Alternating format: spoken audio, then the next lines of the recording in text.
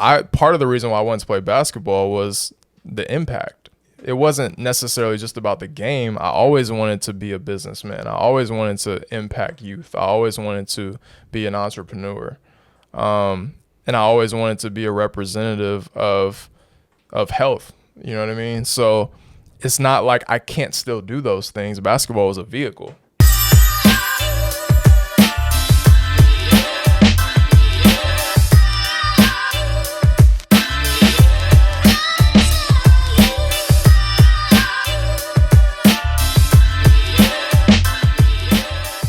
What up, what up? Welcome back to Unheard-of with myself, Evan Brooks, my cousin Nick here. Today we got a pretty special episode for you guys. We're going to be talking about the transition from being an athlete to just a regular citizen in the world. We all go through it at some point in our lives, whether we played only high school ball, made it to college, or even the pros. At some point we recognize that it always comes to an end, and we've got to figure out how to cope with that and move forward in a productive manner. With that, we've got a special guest, a former high school teammate of mine, my boy Miles Holland. Welcome to the show, my guy. Chilling. Glad to have you, man. So, Miles here, actually, he played with me in high school at Colony in Ontario, and we did some damage together. And he went on to go to Howard University after that and graduated from there and became a clinical social worker, working with mental health and counseling youth from ages 16 to 25. Yeah. So Miles, go on and tell us a little bit about that, man. Yeah, so I mean, for the most part, like I said, I work with kids 16 and 25. So I work in South Central, so it's like all over LA. So I could be anywhere from Watts to Compton to like parts of Inglewood, all over. So I do therapy. It's like field-based therapy. So I'm meeting people at McDonald's, Popeyes, any place you can think of. Okay. So I've been doing that for about 3 years now. So yeah, I've been doing it for a minute. And so when I left Howard, I came back here and got my master's in social work at Cal State Long Beach. Nice. So, yeah. What made you get into that? That's a good question. I've always liked helping people. So I had to hang it up with basketball. I had to find something I like to do. So I figured that'd be the best way to go about it. Right. I feel it. All right, well, let's get into it. So what made you guys gravitate towards ball? I mean, obviously we're all athletes, but what made you guys gravitate toward it? I say for me, man, it was Michael Jordan, like from a young age. Just remember seeing him, the jerseys, the shoes, like I vividly remember that stuff. And I feel like I got a hold of like his tapes and stuff when I was a little boy, so I was just fascinated ever since. So it's just like, to this day, like Michael Jordan is still like the GOAT to me. I know it's opinionated across the board, yeah. But like I remember seeing Game 6 of the '98 Finals as a little boy. Mm-hmm. And so like to have that vivid memory of something that happened so long ago, like I remember the shot, I remember all of that. Is this the last time we'll ever see Michael Jordan play? Like that stuff sticks with me. And then seeing Michael Jordan, that's where it's like the drive is. Like he's just that mindset is only like two people, him and Kobe Bryant. Yeah, never been seen since. So yeah, no, and it's funny to me because I'll tell you. So Miles and I, we didn't just play together in high school. We played together from the time we were. I think the first time I played with you was when I was 8. Yeah. In NJB, and we went to we were on an all-star team. I was playing up a level, and so that's how come. I mean, to this day, a lot of my friends were a grade older than I was because we go back so far. But I was playing up with them. We went nationals for NJB. Yeah. Never forget it. It was still my favorite trophy ever, bro. But yeah, we won third place against Las Vegas. Yeah. But I remember Miles was like, he was bigger than all of us at that time. Yeah. But he was always rocking a pair of Jordans. But he played like Chris Webber.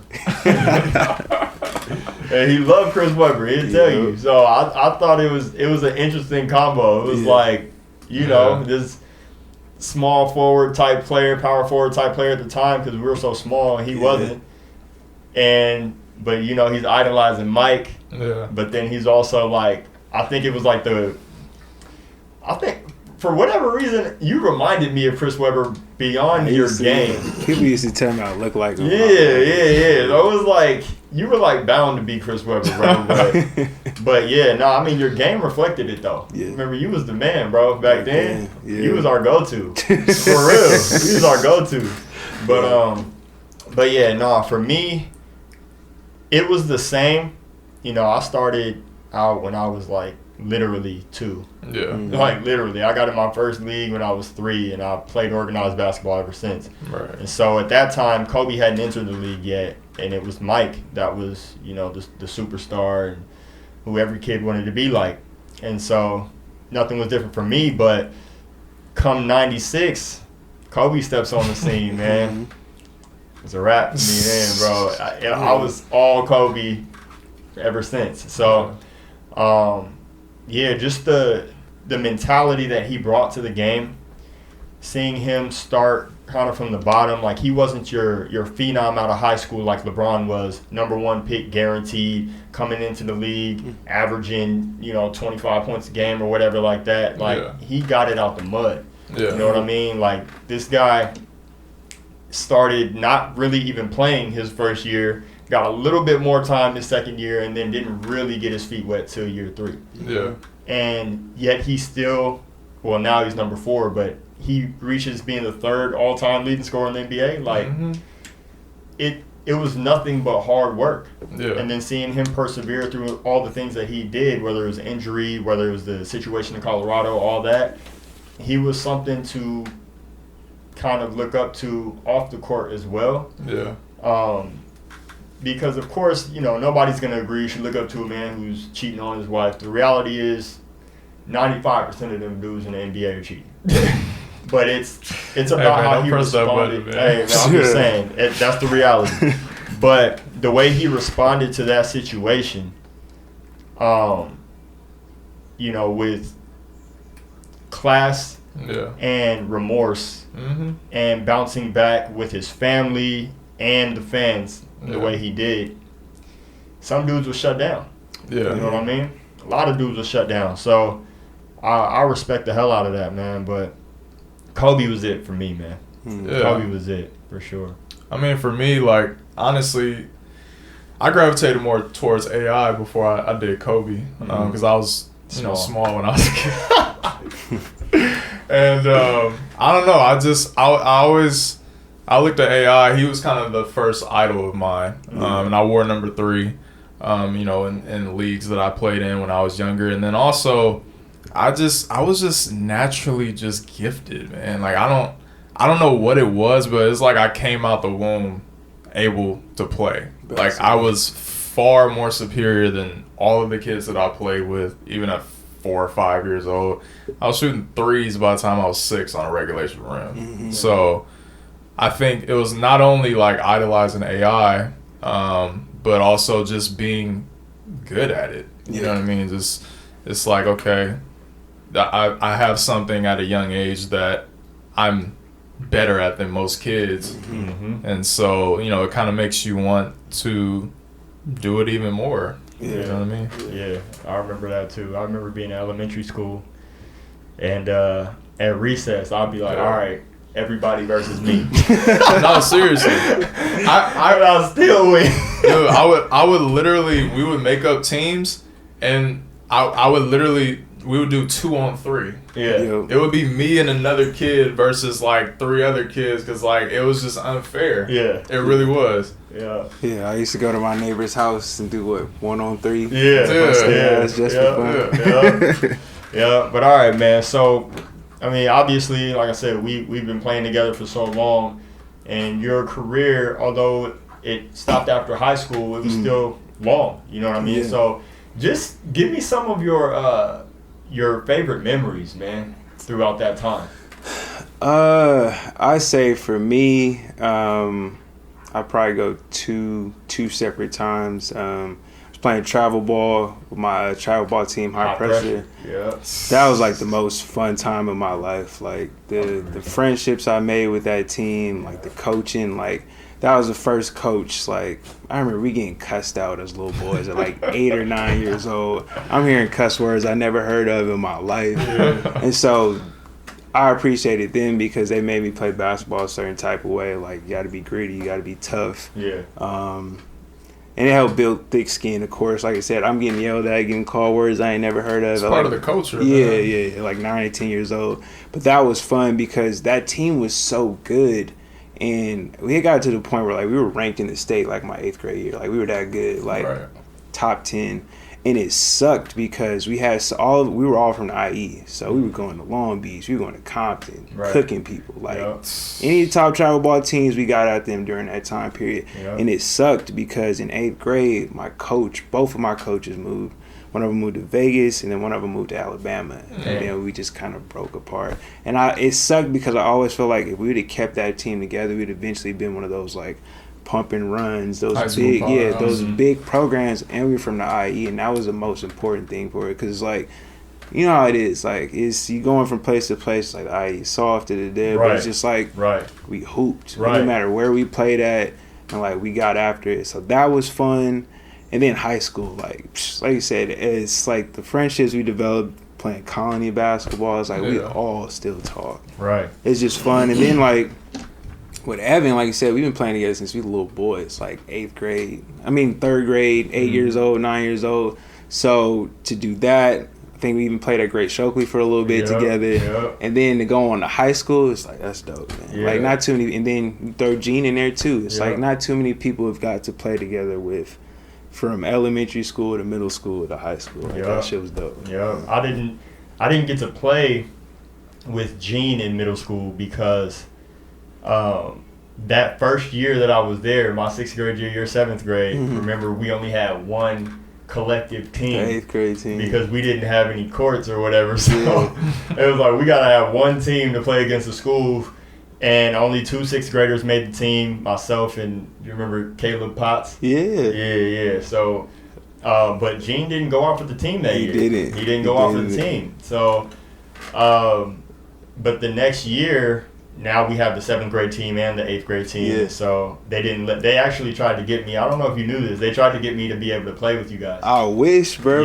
Me and Gene used to just be out there cooking. It used to be 2-on-5 every time we went on the court. But it was against the rules, so they didn't let it happen. So I just had to kill in 7th grade. Did y'all play in the gym? No, y'all did. We played outside. Oh, yeah, we played outside. The only time, I don't think we ever got to play in the gym. Well, except for when I got to 8th grade. Yeah, but in 7th grade, no. But yeah, no, you're right. That's special. It's almost like LeBron and his boys, you know, middle school to high school and all that. So, no, it's dope. But you definitely create friendships and memories that you will never forget. Never forget. So, that's dope. I think the older I get, the more I miss the whole travel ball. That was so kind fun, of, man. going out, traveling on the weekends, and just being at the gym all day. I mean, now it sounds exhausting, but it's like back then, that's all we really cared about was just being at the gym all day. Yeah, and I mean, even though Miles and I were at the same high school playing together, the travel ball aspect, we still were able to. We actually came closer together because we were in the same program. Since his program dispersed, then he went over to the program we played for called IABP. And he played on the older team, and I was on the team underneath him. But both teams were pretty good. Like, had a lot of. That's what I'm saying. Like, what you talking about? They said IE was soft, bro. Like, IE had talent at that time, bro. We had talent, man. Y'all were in LA though. Yeah. Bro, we was good. We good. Though. We weren't no different, bro. We was dogs, man. LA is different, bro. We was dogs. Nah, especially my senior year. When I look at the squad, like going into my senior year, the squad that we had, bro, I was coming off the bench, hardly getting any time. Now, part of that was because it was already well established that my grades weren't what they needed to be. And so I was going to go JUCO. So they were trying to display these other players, but rightfully so. They're all D1. Right. You had Byron Wesley, who went to Gonzaga. First SC, though. Kendall Williams, New Mexico State. Or no, not New Mexico State, just New Mexico. Yeah, Lobos. J.J. O'Brien, Utah. Khalil Kelly, Pacific. And when I tell you all of these guys are playing pro right now, all of them. Same for me. You know what I'm saying? Justin Long, who went D2 in Hawaii, but he was nice. Yeah. Like, we had a squad, dog. Yeah. We had a squad. Although Gabe York's team was a class underneath us, it was Gabe York's team. Those dudes were dogs. Compton Magic. Yeah. We beat them. Then we went on to play their older team, which was our age, who had Alan Crabb. Right. And they beat us in the championship game of this tournament. But, like, we had dogs, bro. Yeah. We had dogs. I mean, y'all ended up playing Kawhi at some point, right? Exactly. That's what I was just about to say. One of my favorite memories that I got to share with you was playing against Kawhi. And I mean, now seeing what he has accomplished and what he's become, how do you reflect on those times playing against him? Did you realize he was going to become what he did? I didn't think he's gonna be Finals MVP, 2-time Finals MVP good, but I knew he was good. Cause like people don't realize. I remember this. We played them in fall league, spring league, summer league, regular season, and they cooked us all 4 times. Yeah. And the thing, people like Kawhi was good, of course, but the thing is that team that he was with at the time, they had hoopers, like they had squads. So it was like, Eric Wise, all these dudes were good. Yeah. So it was just like, but with Kawhi, it was just like we weren't messing with that dude. And it is like me, I was like a 3-and-D type, so I'm over here trying to guard this dude 6'6", and it was just like he cooked. We were cycling through defenders. It's just like they had our number. Yeah. But it was like, it was dope to see, because then I remember when I saw him junior year, then I started to see him like on the travel ball scene, and then he started to get on like the LA teams like the ICANN and stuff, and he was out there cooking at LMU, and I was like, okay, now he's probably gonna start to get the recognition he deserves. But like I said, you out naive. He had 1 offer, 2 offers out of high school, I think. Probably, man. I don't know why he was so under the radar. I don't know if it was because of his demeanor or what, because the demeanor that he's known for now, he had it then too. This dude he will quietly shut down your best player and give you 30. And I say that specifically because he did exactly that to us. Our best player, the homie, shout out Tyler Lamb, he was my year. He was a sophomore that year. And Kawhi's a junior. We played them at this game actually counted. This wasn't a spring league or nothing like that. This was at APU. And this dude, very first play of the game, I'll never forget. Very first play of the game, strip, easy dunk. Oh yeah, for the bang out. Yeah, easy dunk. And I'm like, man, this dude. And the game goes on. Tyler Lamb was no slouch, mind you. This dude went to UCLA out of high school, ended up transferring over to Long Beach State, and still currently playing pro overseas. Hey, he's real. He's real. Kawhi was his kryptonite, bro. He was. Like, he was. Like, I remember the first time I remember playing Kawhi, I remember he dunked on Tyler on a break. But it was like in traffic, though. Dunked on Tyler. And Tyler was a cocky player. Yeah. But I remember that. He was. But Tyler was like, I remember he slapped him on the butt, was like, hey, good shit. Yeah, like, he gave his props where his due. But when we played him at APU, Tyler had 3 points, bro. Yeah. He had 3 points. That's just the epitome of, like, there's just levels, you know what I mean? It's like, even when you think you hear, there's always someone else. It's just crazy because watching at that time, I didn't think Kawhi was better than Tyler. So it was just like, man, this dude he just got his number, I guess. But like, I didn't think they were on any different type of trajectory and where they ended up. Yeah. So, especially because Kawhi was a year older than Tyler was. I mean, you could argue Tyler was more talented than Kawhi was. He was. It's just Kawhi was just gritty. It was just intangibles. Yeah, he's athletic too. He was athletic in high school. And it's like, in high school back then, like, you probably had like 1 or 2 people that could dunk on your team. Like, you fast forward now, you got the 12th man on the bench throwing it off the backboard and warm up. Sure. So I think, like with Lamb, I think it was just the athleticism. Yeah. Because Tyler was like I said, Tyler was athletic back then, but like, given his size, I never felt like Ty was. He wasn't an elite. He wasn't an elite athlete. Yeah. He was just.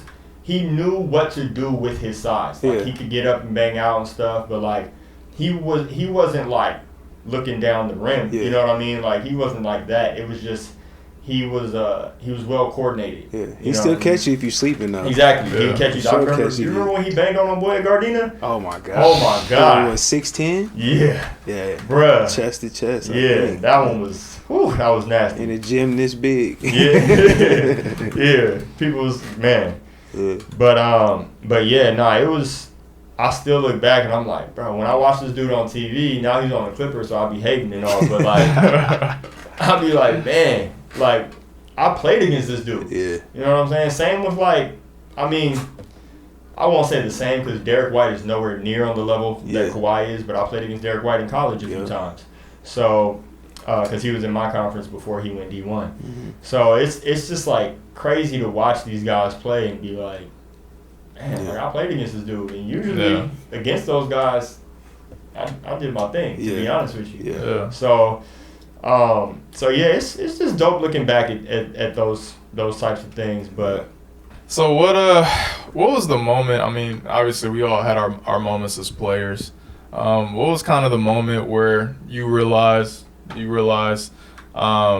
know, when it was kind of coming to an end, where you felt like, okay, maybe this is not the direction that I can go in, you know, as far as professionally or really see through that dream as far as you want it? For me, I'd probably say it was like my sophomore year in college because thing that was so annoying about Howard when I went there, like, I'm not going to sit up here and talk down on the basketball program, but I feel like they never had double-digit wins per season. yeah, They didn't have open walk-on tryouts at Howard. You can go to North Carolina, you can go to UCLA. The tech guy could come and try out for the team if they wanted to, but they didn't have that at Howard. Right. So they had an intramural team. So my freshman year, I played all, like, still playing, working out and stuff. And then I'm like, all right, I still want to play. So I never got the chance to, like, even try out then. But I finally got in with, like, an assistant coach. He was like, all right, you know, go home, work out for the summer. I'll give you a shot when you come back. Yeah. I was talking to the dude throughout the summer and all that. And I had actually got connected with, like, Cal State Stanislaus to, like, go work out. Mm-hmm. But I'm thinking I'm going to get this chance, so I didn't do it. So I come back. Mind you, I'm playing in, like, leagues at Azusa Pacific where it's, like, a few college teams. There's former pros in it, and I'm holding my own. This is, like, a whole year of not playing organized basketball. Mm-hmm. So I'm doing my stuff. I'm, like, the best shape I've been in. I'm still hooping. These are, like I said, these are college players. I'm 15 a game. Like I said, this is a year removed from organized basketball. Right. So I come back, and the dude's like, you got to play for the intramural team first, and then you might get a chance to walk on.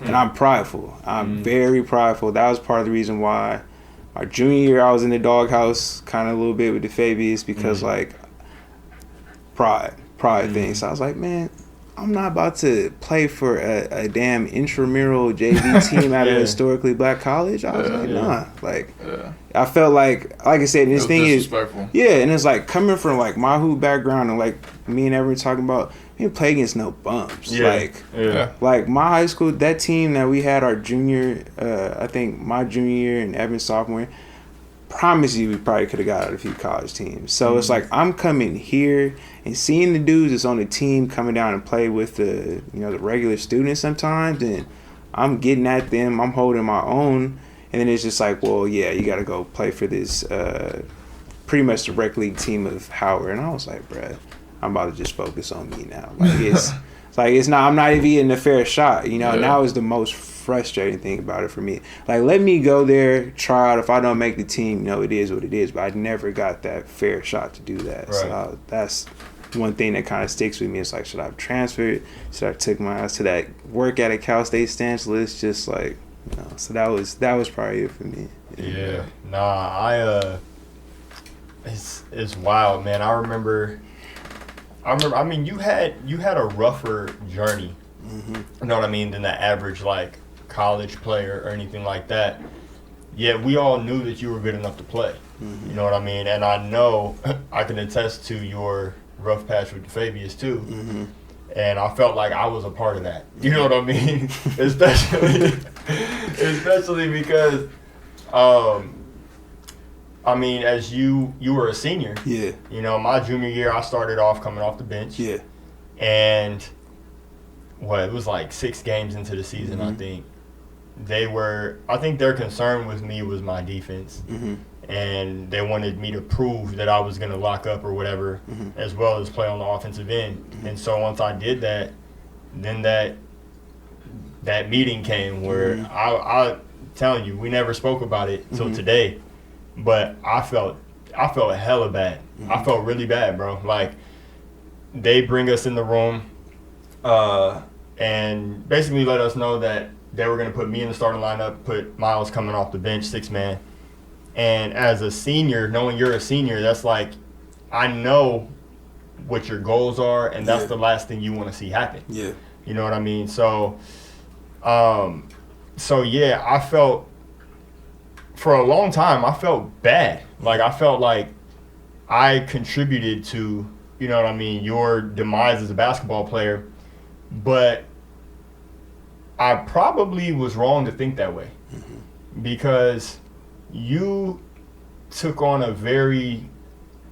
you had a great attitude about it all. Yeah. Like, and I appreciate you for that. Yeah. Because you came in off the bench and you gave us hella production, bro. Yeah. Like, you gave us hella production. You put your love for the game over anything else. Yeah. And I appreciate you for that. You also didn't hold that against me. Yeah. You know what I mean? And I think that was key in the way I saw you as a person, actually. Yeah. I mean, we'd known each other for a long time, so Yeah. it's not like I was questioning you. Yeah. But there are still things that people can do that show you more so over time who they are. Yeah. You know what I mean? And that was one of those things. Yeah. By the time I finished college, my body decided it was time to quit. Yeah. It was a wrap. I couldn't withstand the rigors of that training anymore. Yeah. It's too And much. It was too much. I've had hip surgery now. I've had hernia surgery. I still, to be honest with you, need another hip surgery, or 2. Like, my body is going through it. So it sucked, and to be honest, it crushes me to this day. I've had times where I'll look back at my highlight tape and I'll cry. Mm-hmm. You know what I mean? Because I felt like the game, I didn't grow out of it or just age gracefully. Like, I felt like I got the game snatched from me before I got started. Yeah. My dream was to play pro, whether that was NBA or overseas. And it didn't happen not because I wasn't good enough, but because of my health. Yeah. And I'm like, come on, man. And you're young. Yeah, that's my passion. It's like, I got so much life left to live. Everybody knows me as a basketball player. Like, that's what they see me as. Mm-hmm. And for me to just, like, I went from one day posting, I'm doing 360 dunks, between the legs dunks, I'm playing here, I'm playing in the Drew League, I'm doing all this, and then I fall off the mat. Yeah. Like, tough, bro. you don't hear from me again. It's tough. And I feel like, I wonder if people wonder what happened. Yeah. You know what I mean? I wonder all the time, like, do people be like, why don't I ever see this guy? You know what I'm saying? Like, Chris Collins. Yeah. My guy is my age, Uh-huh. and he may not be playing pro, He's still hooping every but day. he's hooping daily. Yeah. Posting videos, you see it. I can't even do that. Yeah. I can't either. My body's broken You down. know, like, I be feeling like Mike Tyson in that interview, bro. My back. But seriously though, like, it's just like this game that I was so passionate about, Uh-huh. out of nowhere, it just kind of, to everybody else, it probably seems like it's out of nowhere. For me, people don't know I spent my whole senior season of college taking 4 ice baths a week and popping 800 milligrams of ibuprofen every time I played. Yeah. Like, so it wasn't easy, but I got through it. Yeah. But it's heartbreaking, man. I can't even sit here. I'd be lying to you if I told you I was over it to this day. Oh, yeah. I don't think I'll ever get over it. Never.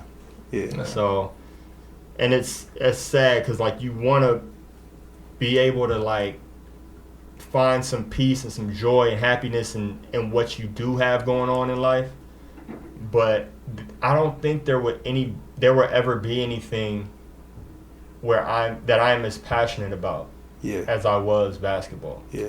And that's the same. I say the same exact thing. Like I said, I feel like for me, the thing that kind of ate away for me is, like, I was getting recruited, I was getting letters, I was doing all that stuff. But then it just didn't happen. I didn't have the setup or the opportunity for it to go through. And so even like my freshman year, like I said, I was still hooping and stuff. But that transition from like not being an athlete no more was brutal. Yeah. Like I don't just kick it all the time. I don't be going to parties and stuff like that. Mm-hmm. So just realizing like, okay, this might be the last time I ever play basketball in a meaningful situation. So that was kind of the hardest thing for me to process. Definitely when I had to like hang it up, that was the hardest part for me. It's a tough experience. I mean, that's why we're here right now. So, but Nick, what about you, man? I mean, my career was different. It was, obviously I had I'm not about to sit here and act like I was this like top-notch high school recruit or nothing like that. I wasn't, recruited by Kentucky or North Carolina or UCLA or none of them schools or nothing like that. But the interesting thing is, you ask most of my peers from when I was, younger as, middle school, before middle school, early high school, that was my trajectory. So similar to, for you, like you said, as far as what happened to you with health, I dealt with diabetes when I was a kid. I still deal with it now. I'm type 1 diabetic. I had a lot of just health challenges through the years of me playing. And so there are a lot of times where I wasn't playing due to those circumstances, and I can feel the edge that I had on competition slowly fading. Yeah. You know what I mean? Because guys were able to, practice and compete. And, for 2 years out of my high school experience, I couldn't play because of health. So for me, it was weird because it's like I have this God-given gift that I can't use. Yep. You know what I mean? It was traumatic for me from a sense of feeling like, I was robbed, of using my skill and what I had. It was always bigger than basketball. I played ball for more so what I felt like it can do for other people. From an inspirational standpoint, I felt like I didn't want my health to be a reason why I couldn't play, and why I couldn't get to the stage that I wanted. And so when I got to high school and I finally played my junior year after being out for a couple of years, I was playing well, but I was a shell of what I used to be. And I suffered a really bad concussion before my junior year. And when I was playing my whole junior year, I was kind of on the same thing you were. I was popping pain medicine and motion sickness pills before games. And as time went on, I slowly started to recover from it. And I got to a place where I started to feel myself again. I remember playing in some AAU games, and some like fall and summer league games. And I remember I gave 40 to St. Bernard's, and that was like the one game where I was like, dang, okay, like I might be able to like revive this thing again. And then a couple weeks after that, I got into a really bad car accident. That left my head split open. I had to get 12 staples, staple my head back together pretty much. And obviously there was a bad concussion that came with that. So I didn't play from July before my senior year until the start of my senior year, the season, which starts in November. I didn't practice. I didn't work out. I didn't play. I was just sitting. And I just went into the season not practicing, and I started playing. I told the doctor, I'm not about to miss my senior year, so I need you to like clear me. Yeah. And I did the same thing I did my junior year, so now I got 2 concussions that I'm nursing. Jeez. You know what I mean? And I had a really slow start to the season. I wasn't playing that well. I might have averaged like 8 points a game my first 10 games. And then all of a sudden, I started to kind of get into a flow where I had about 6 or 7 games of 25 plus. And, I had like 24 against Fairfax. They were ranked number 4 in the country. I think at that time they were real that year. Yeah. And so I started to get myself going again. But my body, just like how Evan kind of explained, man, through all the rigors of dealing with health issues from being a diabetic, respiratory issues that I had, and the concussions, it got to a point where I was just crawling through the season. Mm-hmm. You know what I mean? I just did what I could to get through the season. And I had a feeling during that year that I wasn't going to play in college. Mm-hmm. As bad as I wanted to, I just felt like I couldn't do it anymore. Yeah. I did try to come back after my first, I went to the CSUN, and I just decided to go to school, do my thing. After my first year, I thought about coming back. I remember I was playing pickup with a friend, one of my closest friends that actually passed away last year, who kind of really, really convinced me that I should do it. And I kind of owe it to him as far as what made me try to get back playing again. Mm-hmm. So I ended up starting to work out again September, going into my sophomore year of college. 2-a-days, 4 or 5 meals a day, real strict schedule. That's just kind of how I am when I start working out. And, I got to a place where I was in the best shape that I had been since probably before my junior year. And then I went to work out down south for a college coach and some pros. And, they're impressed. They're impressed. They were like, you can pretty much play.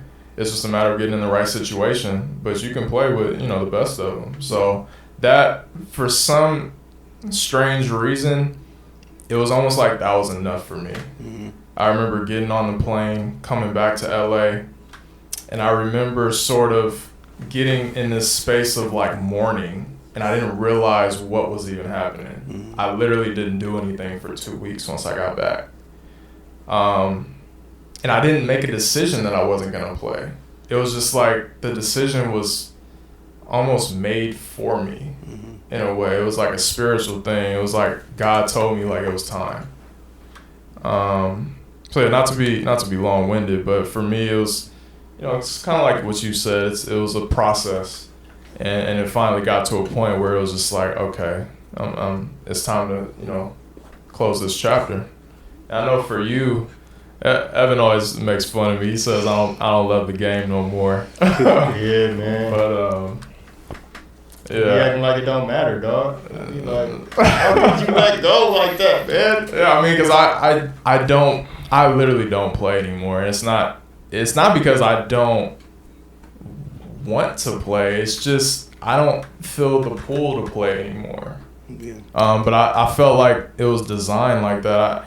One thing that I noticed with a lot of my friends who are playing JUCO, who are trying to still kind of follow that dream, is they feel like that defines them. It's the only thing that they can do. Yeah. And I feel like God sort of, he knew that I wouldn't be able to fulfill what I needed to do if I was still, sort of obsessed with playing. Yeah. You know what I mean? So that's just my experience, and I know it's not like that for a lot of athletes, because I see the struggle of identity there for sure. Yeah, to be honest, why I get so like butthurt at you about it is not really because of you, man. I'm not mad at you. I think I'm actually envious of the fact that you are able to deal with it that way. Like, it doesn't matter to you anymore. Like, you can really go on about your life and find other passions. And it's not to say that I can't. It's just like I said in the last episode, like, this right here is probably the first thing that I've done that I feel excited about, Right. anywhere near that level that I did, when I played ball. Right. So I'm sure there are things that I can be passionate about, but nothing that I can be as passionate about as basketball. That the love that I had was indescribable. There are things that I know that I can tell you that, from what I remember watching and all that, but there are people who are 25 years old who will tell you some facts from like 1965. Yeah. You're one of them, kind of. Sometimes. Probably not as much as I used to. But I'm not that. Like, I can't tell you all of Wilt Chamberlain's stats and stuff like that. But somebody who was in my era, I would go out there and bust their ass. So that was my thing was always just playing. And so when that got ripped away from me, it was like. Well, I mean, here's the way that I looked at it. You're talking to someone who literally was obsessed with it, right? Literally at 12, 13 years old, you know, I was getting up at 3, 4 o'clock in the morning working out before school. Mm-hmm. I don't know many 12-year-olds or 11-year-olds that were doing that. I was obsessed with it from a standpoint of I didn't care to have a social life. Yeah, same. My social life suffered because I wanted to play ball so much. Yeah. So for me, the way that I sort of rationalize it is, one, you got to kind of forgive yourself a little bit. Mm-hmm. If you feel like you've done, you know, pretty much everything that you could have done to reach that point where, you know, you could reach your goals, if it doesn't happen, then you can be satisfied. I know I busted my ass. I know that I did as much as I possibly could given the circumstances that I was under to give myself an opportunity to get there. And, you know, for whatever reason, it didn't work out. Yeah. But, you know, it's just one of those things where we're more than just athletes. Mm-hmm. You know what I mean? Basketball is a talent, but it's not who we are. Yeah. Right? So there are things that we take from the game where we apply in life and in different circumstances. That's always going to be with us. And I realized as a kid, part of the reason why I wanted to play basketball was the impact. Yeah. It wasn't necessarily just about the game. I always wanted to be a businessman. I always wanted to impact youth. I always wanted to be an entrepreneur. And I always wanted to be a representative of health. You know what I mean? So it's not like I can't still do those things. Basketball is a vehicle. Mm-hmm.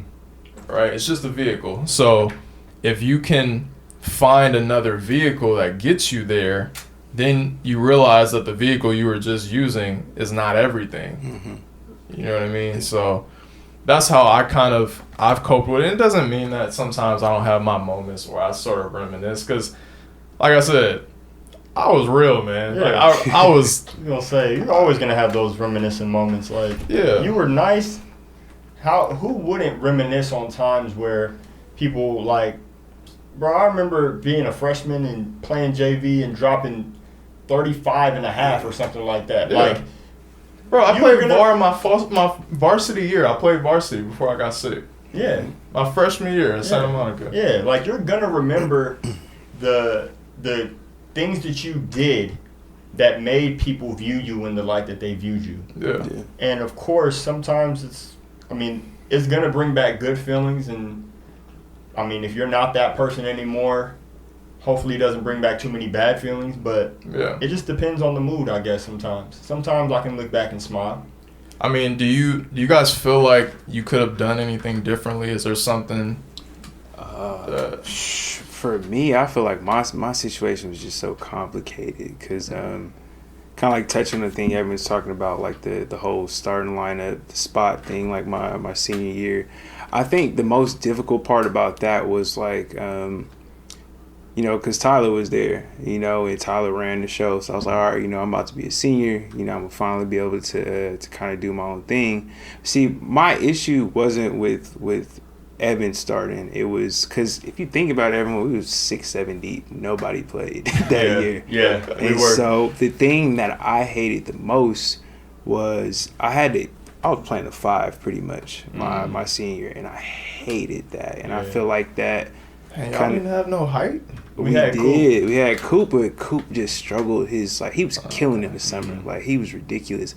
But he just struggled my senior year. So I go from playing the 2 and the 3 pretty much my whole high school career to being like, because I'm a big dude. So I'm down there guarding dudes 6'8", and this is, like I said, we were OG small ball now that I think about it. Because Coop would play, but Coop always got in foul trouble. So it was literally like, that's what I'm saying. It didn't bother me too much. But at the end of the day, it was still getting minutes. Yeah, I was still, like I said, I was pretty much starting. Because like I said, either Coop would get in foul trouble, or I was always the first person off the bench. So I didn't care. Yeah. But it's what I hated is I still worked on my game, but I didn't refine my game and figure out, okay, since I'm about to be playing down low and stuff this year, let me figure out how people play in small ball, like just being like a 4 or something like that.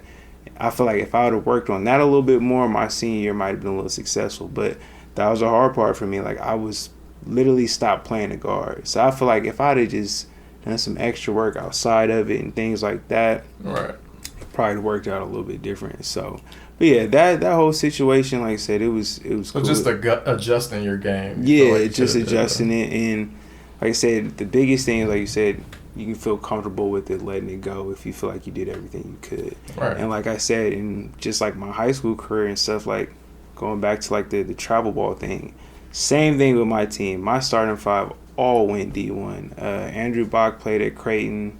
Paris Blackwell was at USF. Then he transferred to Washington. I think, yeah. What did Duran do? Duran went to Cal Poly. Then I think he ended up going to like Xavier. Yeah. So like I said, we had hitters, and it was just the same thing. So it's like somebody like me, like I was getting recruited and stuff, but it's just like it's the pecking order, and I was never a big name or anything like that. Right. So that was the hard part. And thinking back differently, it's funny because I don't know a lot of people know I was about to go to Osos because, like I said, me and the Fabians had such a falling out. Like, I mean, it's water under the bridge. I was frustrated my junior year because I literally went from I started games my sophomore year. I started in the first round of CIF my sophomore year. So, like, this is when I was getting letters. I remember playing in the Nike Extravaganza, like, having big games and all that stuff.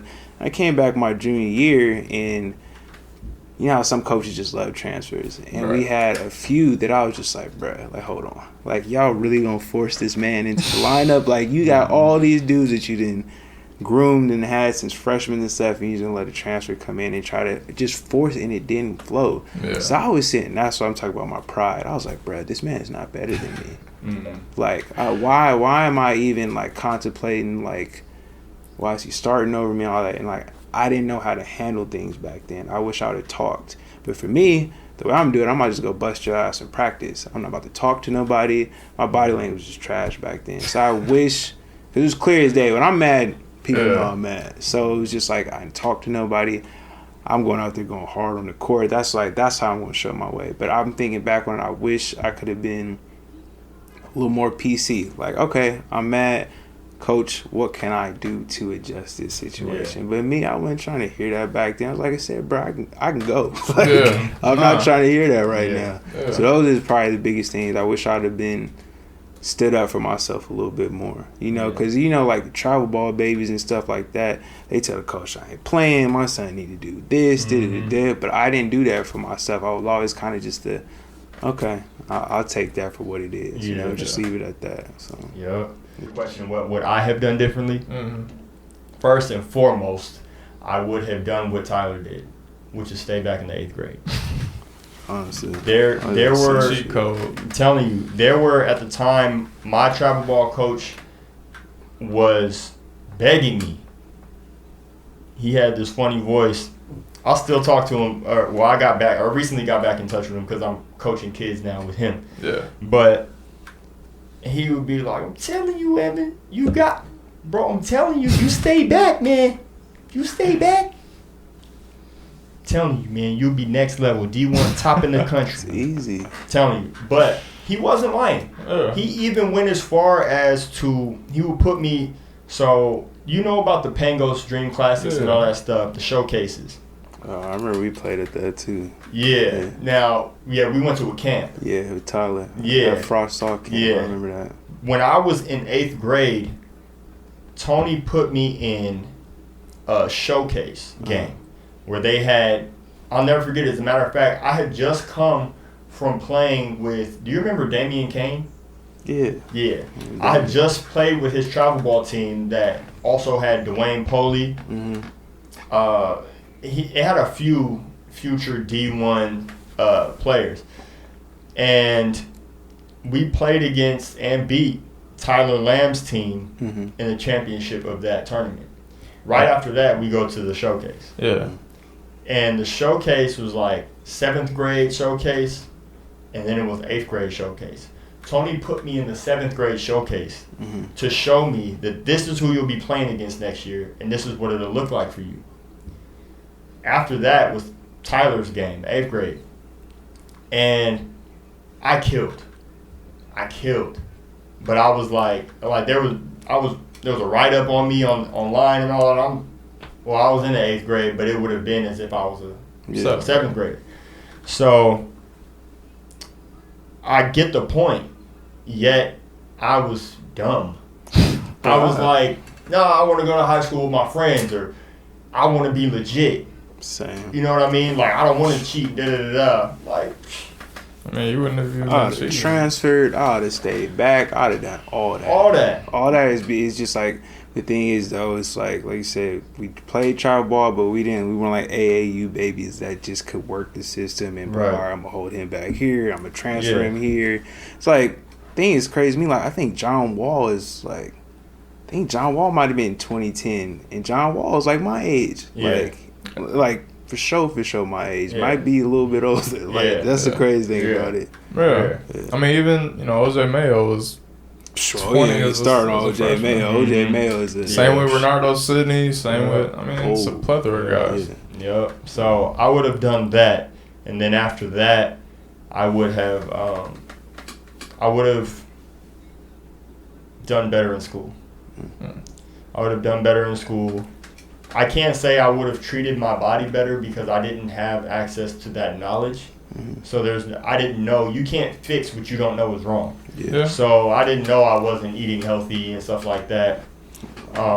So I can't say I would have done that. If knowing what I know now, yes, I would have done that too. Right. But the main things that I would have done better were focus in school and stay back in 8th grade. Yeah, because those would have made a hell of a difference. Yeah, mine is definitely the diet thing. I mean, I feel like if I would have ate the way that I eat now back then, it would have made a world of difference. I think it could have possibly made a difference in where my career went. So the last thing, I want to close it out. We've been talking for a long time. I had a feeling this conversation could go a while, but I didn't give it credit for how long it really could go. But to close out, man, have you been able to find any comparative passion outside of basketball? Like something that you feel like, I'm excited to get up and do this every day, or approach or strive to achieve this? That is a tough question. I've tried to get into other ventures, like started DJing and stuff like that. I like to do that. It's fun. Everything else is kind of like a hobby, but I have never, and to this day, like I said, I went to school, I got a good job, I appreciate what I do, but I would trade that all in a heartbeat to be playing again. So I don't know if I ever will find something else. Like I said, I still think about it. Like I said, I still could have played. I still think about the people who were ranked above me and all that stuff. So like, I don't know. I don't think I can. And like I said, I've come to terms like, okay, yeah, it's over with. But then there's other times I'm like, oh, maybe I'll get it together and try for this semi-pro-team. Like, why not? Because that was another thing I was about to do when I was in DC. I was getting ready to start. I started working out for that again. I was going 5 days a week before I went to work. Got back in shape, busting ass, and then I rolled my ankle like horribly right before the. It's like an ABA team, I was like, if I could do that, like I said, I felt, and the thing that was frustrating about that one is because I felt like that finally just gave me the validation. Like, you didn't play college ball, but you still had it, and you could at least play for an ABA team. Because that's the thing with basketball, is just like, certain people just end up so many places, and people like, basketball is a cold world because they will forget about you in a heartbeat. So many people from Southern California that was nice that didn't end up, like, nothing happened, just like what happened to them. A few dudes that I can think of, just like there's this dude named Eric Walton. He's from Moreno Valley. Dude was cold, but I think he got like a murder charge. So it's just like that type of stuff. So I just like, not being able to do that kind of sucked. And I was like, this is like, mind you, this is after I graduated. I'm still thinking about basketball. So I'm like 23 at this point. I'm like, I still want to play. But I don't think I can. I do love watching basketball. That's one thing I do. Clipper fan. that's like self-care now that I work, because it's like you go from being at work for 9 hours, putting out fires, people talking about to kill themselves or they getting evicted or all types of stuff. But that is like my self-care. Like I go home and watch those games. It don't matter. I'm watching the games against the Wizards at 4:30 and I'm sneaking off of work. that's what I'm saying. I still love it, because like I'm still watching basketball now. Like there's a lot of people like once their team got eliminated, but I'm not watching basketball. I still watch it. Yeah. And I feel like at times I watch more Laker games than Laker fans watch. Yes. You know, that's how much I fuck with basketball. Yeah. That's what I'm saying. I'll tell them there's a difference between being a fan of the game and being a fan of a player or a fan of the team or whatever. Like when you love the game, you're gonna speak objectively. So people be hating on LeBron, like you sound stupid. I'm like, sorry, you sound stupid. Like if you're a fan of the game of basketball, you're gonna appreciate that, man. As well as Kobe, as well as Jordan, as well as Magic, Bird, all of them for what they were. But yeah, I feel you. I'm pretty much the same. I mean, I always said when I was young and when I was playing, it was brought to my attention that I was a pretty solid writer. And so I was like, okay, I'll just be, I'll study journalism, and if basketball doesn't work out, I'll write about it at least. And that was my plan all the way through college. And when I got out of college, things didn't go the way I really planned on them going. And I end up working in e-commerce, which I'm still doing. But I am still writing. And it is my degree that got me that. But more recently, especially during this pandemic situation, I think a lot of people have come to terms with what they really want out of life. People have taken a lot of time to reflect and say, okay, I want to start making moves now on what I really want. And that's what I did. That's how this podcast started. And I'm also going to start doing reels and things like that to hopefully practice and showcase my ability as a reporter, as an anchor. I want to be on screen. And I think that I have found some passion in that. Now, just like you said, there will probably be nothing that takes care of that void for basketball that I feel, but something that can get me by, that I can enjoy doing, especially if it involves basketball still, I can be happy with that. Especially, like, I picture myself interviewing players, star players someday, and letting them know that, hey, you want to see me out on that three-point line.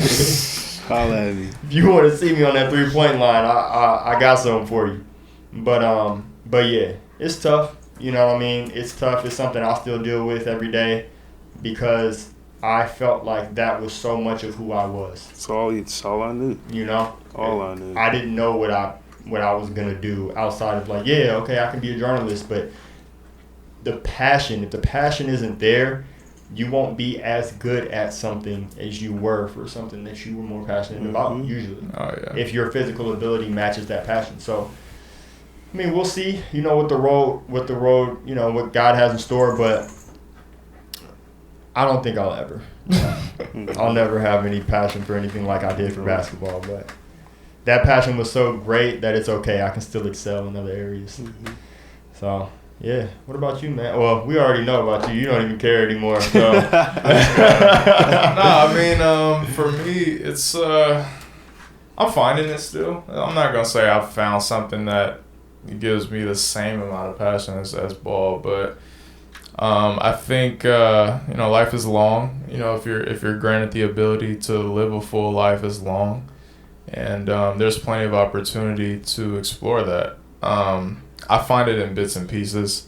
Very passionate about, you know, health. Very passionate about this, you know, in its own way, as well as just becoming a business type, you know, an entrepreneur type. I have certain goals that I have that I want to start to pursue from an entrepreneurial standpoint, but it takes time. I mean, it's not something that it's very rare that you can play ball and have that sort of passion that you have for ball and it trickle down into something else. Yeah. For most people, it just doesn't work like that. I mean, you got those rare cases where you have people who are talented at ball, but they also can sing. You know, Victor Oladipo. You know what I'm saying? Like Evan Brooks. yeah, all right. No, but no, I think I'm getting there. Yeah. Getting there. I think it takes time, but I think when you just focus on the end goal of what you were trying to use basketball for, I think it makes it easier to find that. So yeah, what are some valuable lessons that you guys learned playing ball that you can apply in real life or that you've been able to already apply? I keep it simple. You get what you put in is what you get, bro. Like if you ain't grinding, if you ain't really getting to it or really serious about it, it's gonna show. Right. Whether it's school, work, eating right, all that stuff. If you ain't gonna put in the time, it's gonna show. Yeah. So it's the same thing with basketball. You come out there, you lacking, you ain't been working on your dribbling, you ain't been shooting. That dude gonna be picking you up full court, you're gonna be exposed. So it's just like you get out what you put in. Right. That's the biggest thing I take from it. What I took from it is that when you compare it to the real world, if you are not producing, your spot will be taken with quickness. ASAP. Your spot will be taken. You have to prove in all aspects of life your value, or else you will be replaced. Yeah. And it's the same thing on a basketball court. If you can't prove your value, you will be on that bench. Yeah. Watching somebody else prove theirs. Mm-hmm. So I learned it ties in with getting in what you put out. When you work hard, you typically will get what you want. Yeah. So it's pretty much just the value of hard work, also the value of teamwork. Yeah. I don't think there's ever anything that one man can accomplish where a group of people can accomplish the same or something greater. Yeah. So that's the other thing that I learned is the value of teamwork, valuing other people's input, other people's talents, other people's value, really, what they can bring to the table. Right. So just learning ways to navigate. Also preparation, man. Like, you know, I always felt like if I didn't prepare for a game the right way, it knocked me off. If I didn't stretch right, if I didn't get to the game early, if I didn't, you know, practice before the game, like I always felt weird not playing before a game. Same. I had to get shots up. You know what I mean? I had to either lift or work out. I was one of those people that would literally lift before a game. Yeah. And I know it's kind of awkward. You don't understand that, you know, why I do that. But Mike, Kobe. But yeah, I mean, people think it would throw your shot off, but for me, it got my blood flowing. It got me mentally right. So I think the preparation of you know, preparing for a game, preparing for practice, whatever, it's the same as life. You know, if you stay ready, you ain't gotta get ready. Exactly. You know what I mean? Facts. Well, fellas, very enjoyable conversation. Miles, I appreciate you, man, for coming Appreciate on. y'all having me. Honestly, when I had this topic of discussion in mind, you were the first person that comes to mind because I know your passion for the game. Yeah. Like, I know. And I've always, like, I mean, you don't know this, but I've always wondered about your mental state. Just because I know how much you love playing and how much you miss playing. And I know that you didn't go out on the terms that you wanted to either. Yeah. And so I've always been like, Miles is getting by, but I hope he's all right. You know what I mean? Like, because I know you love the game that much. So there was nobody who came to mind other than you, man, to come on this episode. So I'm glad you were able to make it. Yeah, I appreciate it, man. But for those watching, if you guys made it this far, saw some real ones. But I also assume you may be able to relate. And this doesn't just apply to playing sports. You know, we all have goals. We all have dreams. This can be athletically or not. But sometimes things don't work out, and we have to find ways to cope with that, find ways to move on, because the show just must go on, always. So hopefully we're all able to handle whatever thoughts we're having, whatever memories that may pop into our mind about who we once were, what we once wanted, and find comfort in knowing that that was just a chapter in our lives, and we've got a lot more to accomplish. So with that being said, if you enjoyed this episode, make sure you like, subscribe, comment below, tell us your thoughts, even give us an idea of what you may want to hear about next. And Nick, See y'all later. we out.